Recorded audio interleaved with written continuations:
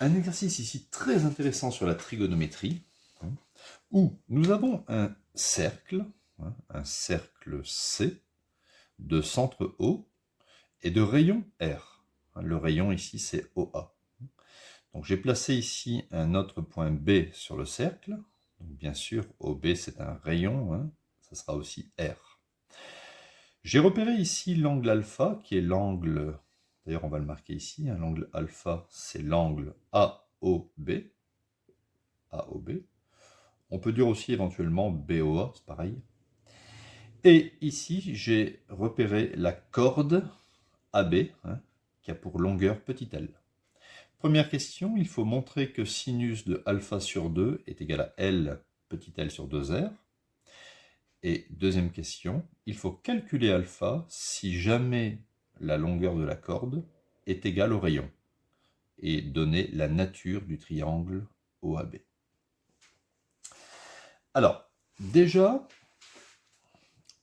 dans la première question, ici, je vais refaire un petit dessin pour qu'on voit bien, un petit dessin à main levée. Là, on a O, on a A et on a B. Ici, OA et OB sont des rayons de longueur R. Donc déjà, AOB, c'est clair, c'est un triangle qui est isocèle en O, car AO égale OB égale R. Ça, c'est clair et net. Cette mesure-là, c'est petit l, c'est la longueur de la corde. Je vais ici dessiner la hauteur relative à la base AB, c'est la hauteur issue de O. Donc elle partage bien sûr le grand triangle en deux triangles superposables. Si on fait un pliage, d'accord, les deux triangles sont superposables. Je vais appeler ici H. Donc,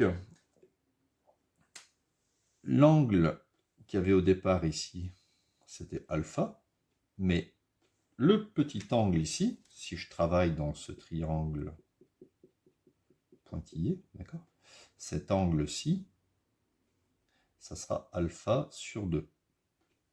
C'est logique, c'est la moitié de alpha. Donc, on va pouvoir marquer dans le triangle, puisqu'il va bien falloir qu'on travaille dans un triangle, dans le triangle AOH, qui est rectangle en H. Pourquoi il est rectangle en H? Parce que justement, OH, c'est la hauteur relative à AB. Donc forcément, OH est perpendiculaire à AB. Donc, dans le triangle, je vais faire de la trigonométrie.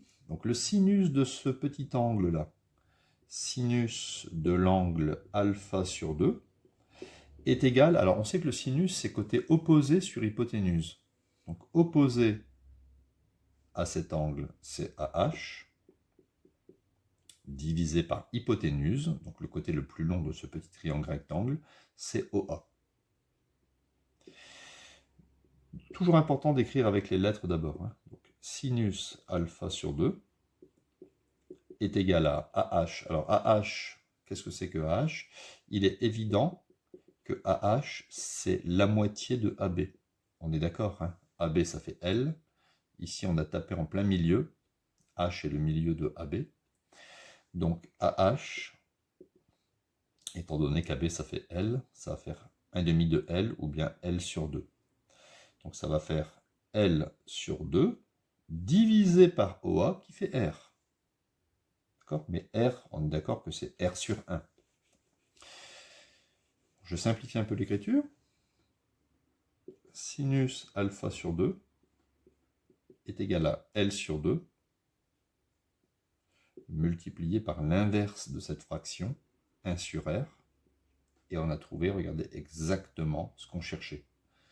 L fois 1, ça fait L sur 2R.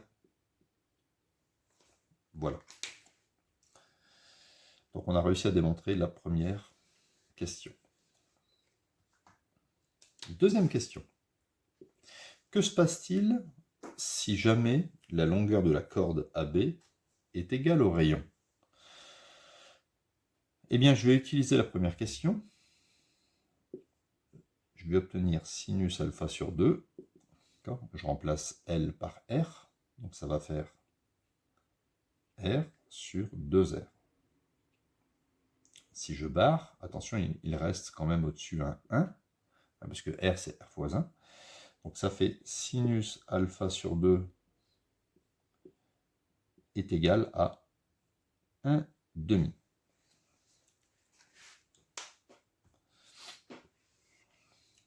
Alors maintenant, il faut trouver l'angle tel que le sinus de l'angle est égal à 1 demi. Si on considère le cercle, vous voyez, je le fais à peu près à la main comme ça, le cercle trigonométrique, si ici vous avez 1 demi, on sait que les sinus, on les lit sur l'axe des ordonnées, eh bien, il va correspondre à une certaine valeur de cosinus, ça c'est cosinus et ça c'est sinus, pour 1 demi. D'ailleurs, la correspondance avec le cosinus, c'est racine de 3 sur 2. Mais quel est cet angle, précisément, qui donne un sinus de 1 demi? Cet angle, c'est exactement pi sur 6. Pi sur 6, c'est-à-dire, ça c'est pi sur 6 radians, qui correspond à 30 degrés. D'accord? En fait, c'est le sinus de 30 degrés qui fait 1 demi. Si vous tapez votre calculatrice, il faut être en mode degré. Sinus 30 degrés, ça fait 0,5. Donc cet angle-là, alpha sur 2, vaut 30 degrés. D'accord? Par un petit produit en croix, on trouve que alpha vaut 2 fois 30 degrés, c'est-à-dire 60 degrés. D'accord? Donc, si l'angle vaut 60 degrés, je vais refaire un petit schéma. Si l'angle... Donc voilà, petit schéma. Donc ici, l'angle vaut 60 degrés. On a ici le point O, le point A et le point B. Ici, on a R et ici, on a R. Alors, si on a un triangle isocèle, AOB, isocèle en O, avec un angle de 60 degrés ici, forcément, étant donné que les deux angles de base sont égaux, vous voyez, pour trouver ces deux angles-là, on ferait 180 moins 60, parce qu'on sait que la somme des trois angles dans un triangle fait 180. Ça fait 120 degrés à se partager entre ces deux angles-là, qui doivent être égaux, parce qu'on sait que dans un triangle isocèle, les deux angles de base sont égaux. Donc ça fait forcément 60 et 60. Voilà. Donc, ça signifie quoi ça? Ça signifie qu'on a un triangle isocèle avec un angle ici à 60 degrés. Donc, en ce qui concerne la nature du triangle AOB est équilatéral. D'accord? Attention, si la longueur de la corde est égale à R. D'accord? On pouvait le voir aussi différemment. Regardez, si vous tracez O, A, B, ici vous avez R et ici vous avez R. Et si on vous dit que L égale R, eh bien on a R, R et R. Dans un triangle, quand les trois mesures sont égales, alors le triangle OAB est équilatéral.